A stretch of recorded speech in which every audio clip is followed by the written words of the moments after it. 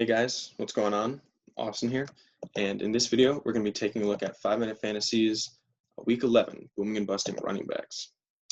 So my start of the week, I'm going to say is Jonathan Taylor.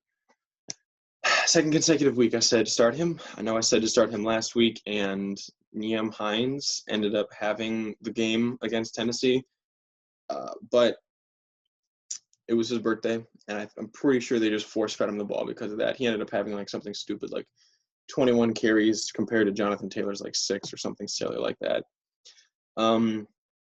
But Green Bay is absolutely weak in their run defense. It's the weakest part of their team. It's their biggest need is a run stuffing linebacker. You know, if only they had a guy like Clay Matthews or Blake Martinez, somebody that really knows how to tackle on that defense. I'm going to say start Kareem Hunt versus Philadelphia. Now, Philadelphia is a good run defense. I believe they're top 10 in the league in terms of total points to running backs. But what they don't do well is they don't cover receiving backs, which is what Kareem Hunt is. Nick Chubb maybe has 4 receptions in his career. I think Kareem Hunt broke that in his probably his first quarter of NFL play. Kareem Hunt is an excellent receiving back, and he should be the target for Baker Mayfield on a lot of the third downs or on a lot of the pressured plays that end up coming from Philadelphia to Cleveland. I'm going to say start Joshua Kelly versus the Jets. Joshua Kelly right now is the running back for the Chargers. The reason I'm saying to start him, he's kind of like a no-name guy right now. But the reason I'm saying to start him is because it's the Jets. I believe this is going to be one of the only games that the Chargers end up running away with. Right now, the Chargers and the Steelers are the only teams to not lose a game by more than one score. Steelers because they haven't lost, and Chargers because every single game they play is a close game.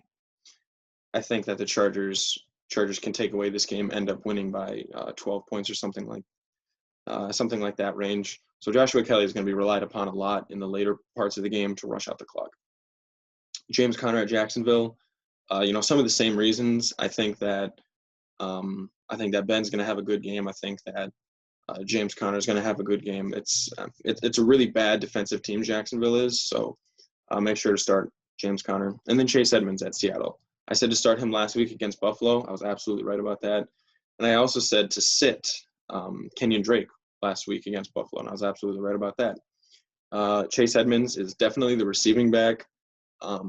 It's a little bit less of a discrepancy than Kareem Hunt and Nick Chubb is, but it's a situation like that where in a close game like they're going to play against Seattle, and an offensive game where they play against Seattle, Chase Edmonds is going to be the one that they're relying upon to take care of those reps. And for that reason, I'm saying to sit Kenyon Drake against Seattle. He's, he's still coming off, a little injured stretch. He hasn't fully integrated back into the offense, and Seattle is not the week that they're going to try to get him back in.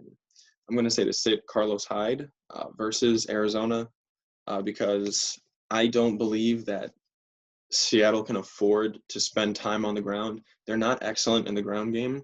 And even though Russ has been turning the ball over at an alarming rate the last couple of weeks, if Arizona gets any sort of lead, I don't think that they're going to want to spend the time, Seattle will, to try to rush the football against Arizona. I'm going to say to sit J.D. McKissick against Cincinnati. J.D. McKissick is the running back for the Washington Redskins. I think he's had 2 consecutive 20-point games or something really high like that. But this game against Cincinnati is not it's not going to be another ground game. It's going to be a game that's played through the air. Alex Smith is going to be passing the ball a lot because I think Cincinnati is going to be passing the ball a lot. I wouldn't be surprised if Cincinnati wins this game, something like 35-32 or, something way high up like that. But look for low rushing yards from the Washington football team. I'm going to say sit Ronald Jones and Leonard Fournette versus the Los Angeles Rams. It's one of those situations, again, this week where, the Rams have a really good defense, but the strength of the Tampa Bay Buccaneers is not in their running game. It is in their pass protection, in their passing game, whether that be to guys like Cameron Brate or Chris Godwin. It's going to come up. They're going to want to stay away from the running game, especially with guys like, Aaron Donald coming up the middle. And then, as previously mentioned, sit Nick Chubb. He's not going to be the focus of this game. It's going to be Kareem Hunt against Philadelphia, which is surprisingly a must-win game for Cleveland. With teams like Miami, Buffalo, the Raiders, the Titans, and the Patriots kind of like all chomping up into that center of the AFC. If Cleveland loses this game, then they're not mathematically eliminated, but for all intents and purposes, they're looking from the outside of the playoff picture. So they're going to stay away from Nick Chubb this week. Hey guys, thanks for watching this video. Be sure to like and subscribe to stay up to date with all of our future content.